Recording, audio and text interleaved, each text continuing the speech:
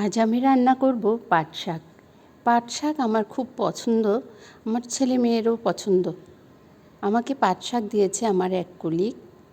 বছরের প্রথমবারের মতো খাবো।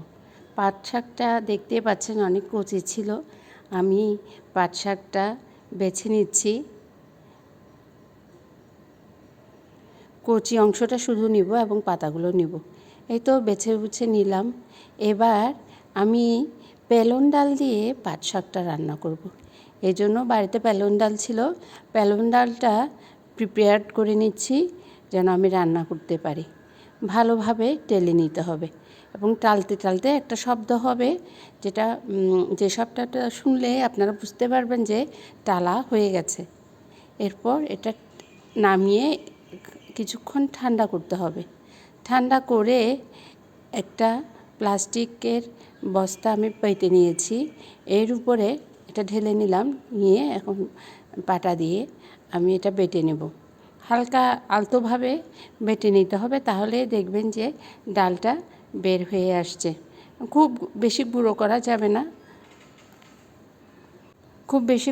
যাবে না, আলতোভাবে বেটে নিতে হবে যাতে খুব বেশি গুঁড়ো হয়ে না যায়। তো আমি ডালটা বেটে নিলাম, নিয়ে এখন ছেড়ে নেব। ছাড়লে উপরের খোসাটা চলে যাবে এবং সম্পূর্ণ সুন্দর একটা ডাল আমি পাবো। যেহেতু রাত ছিল এবং আমি বাইরে গিয়ে ঝেড়ে নিচ্ছি। ঝেড়ে ওই যে দেখতে পাচ্ছেন কালো অংশটা ফেলে দিলেই আস্তে আস্তে ডালটা পুরো পরিষ্কার হয়ে যাবে।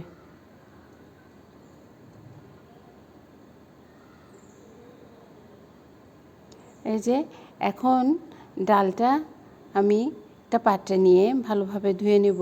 একদম পরিষ্কার হয়ে গেছে, আর যতটুকু কালো অংশ রয়েছে ওটা ধুলেই উপরে ভেসে চলে যাবে। আমি ডালটা ধুয়ে একটা পাত্রে বসিয়ে নিয়েছি এবং এই রান্নাটা খুবই সহজ এবং স্পেশাল এই জন্য যে আপনি এখানে তেল ছাড়া আমার শাকটা খেতে ভালো লাগে। আমি এখানে কোনো তেল ব্যবহার করব না, কিন্তু আপনারা চাইলে একটু তেল দিতে পারেন। আমি রসুনটা থেতো করে দিয়েছি। আমার মা বলে থেতো করে দিলেই রসুনের স্মেলটা ভালো আসে এবং রসটা বের হয়। আমি পেঁয়াজ দিয়ে দিয়েছি, এরপর দিয়ে দিয়েছি লবণ, দিয়ে দিয়েছি একটু হলুদ এবং সামান্য মরিচের গুঁড়ো। এটা আপনি দিলেও পারেন, না দিলেও পারেন, অথবা কয়েকটা কাঁচামরিচ দিলেও হয়। যেহেতু আমার মেয়ে খাবে এই জন্য আমি দিলাম না, এবং দিয়ে দিয়েছি বাড়িতে গুঁড়ো করে রাখা জিরা। এখন ভালোভাবে মেখে নিচ্ছি। ভালোভাবে মেখে নিয়ে পানি দিয়ে সিদ্ধ করতে থাকবো। পানি দিয়ে আমি সিদ্ধ করব, এর মধ্যে শাকটা আমি ভালোভাবে ধুয়ে কেটে নিব। আর এখানে একটা কথা বলে রাখা ভালো, যে আপনারা যদি মনে করে থাকেন যে না এই রান্নাটা করা অনেক কঠিন, সেরকম কিন্তু না। ডালটা আপনি আগে থেকে যদি প্রিপেয়ার করে রাখেন, তাহলে প্রিপেয়ার করে রাখলে ডালটা অনেক দিন পর্যন্ত ভালো থাকে এবং এভাবে খুব অল্প সময় রান্না করতে পারবেন। এই যে আমার শাক ডালটা সিদ্ধ হয়ে গেছে ভালোভাবে, আমি এখন শাক দিয়ে দেব। এখন আর ঢাকা দেব না, একটু নেড়ে চেড়ে শাকটা সবুজ থাকা অবস্থায় নামিয়ে নেব।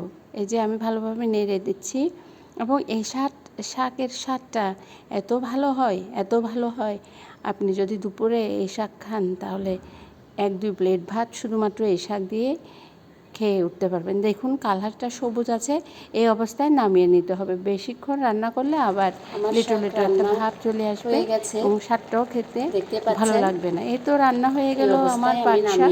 আপনারাও রান্না করবেন এবং আমাকে